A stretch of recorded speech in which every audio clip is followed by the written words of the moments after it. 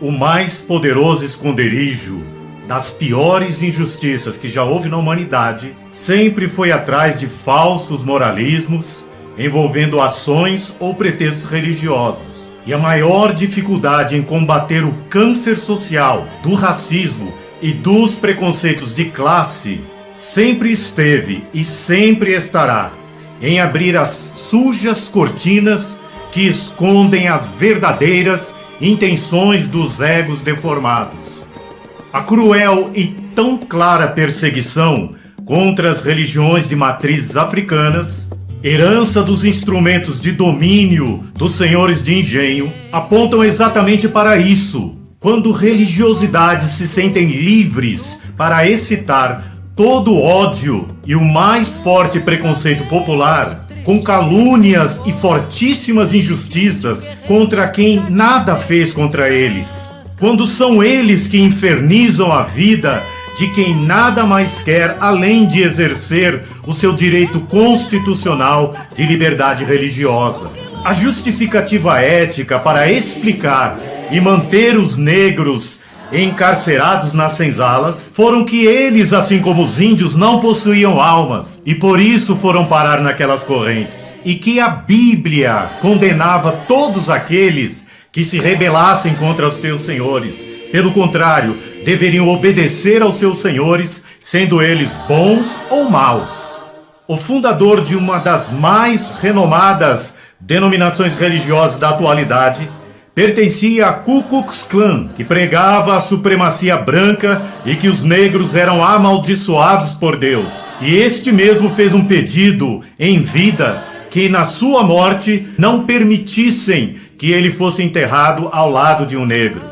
Um dos maiores influenciadores religiosos da atualidade, pertencente a uma bancada religiosa que contradiz o nosso constitucional Estado laico, diz que o continente africano está debaixo de uma maldição e por isso de lá sobrevêm as catástrofes naturais, como as doenças endêmicas. Só que esse mesmo cidadão nada diz diante dos terremotos, maremotos, furacões e tantas catástrofes naturais que acontecem em países como os Estados Unidos, a quem ele venera.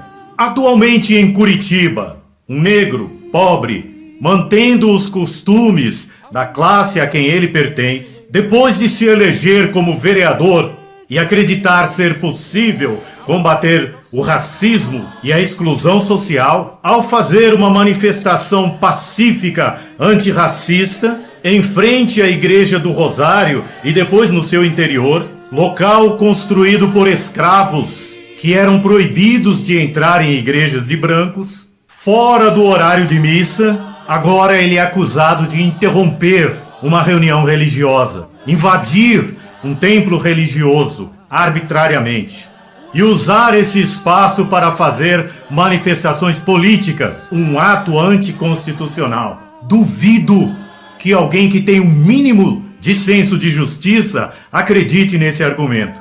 Depois de tantas massificantes campanhas feitas em templos religiosos, principalmente na nossa época.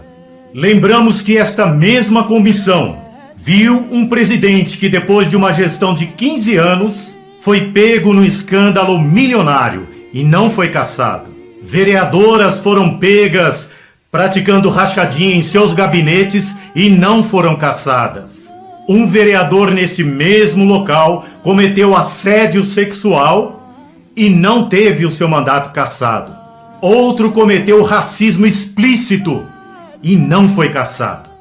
E Renato Freitas, que teve as suas acusações desmentidas, inclusive por quem o denunciou a princípio, teve as suas acusações retiradas, dizendo que aquilo era um exagero, que não havia necessidade daquela atitude, porque ele não invadiu um templo religioso, ele não usou de arbitrariedade, ele não violou a Constituição. Importante lembrar que a entrada ocorreu depois que a missa já tinha terminado, quando a igreja já estava vazia, por uma porta aberta, de forma absolutamente pacífica. Não destruíram nada, não sujaram, isso tem que ficar bem claro.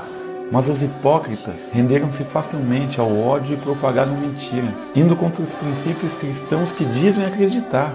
Hipócritas. Aí fica a pergunta: por que razão? Qual é o motivo? Quem? E sobre que argumentação ainda sustentam o pedido de sua cassação?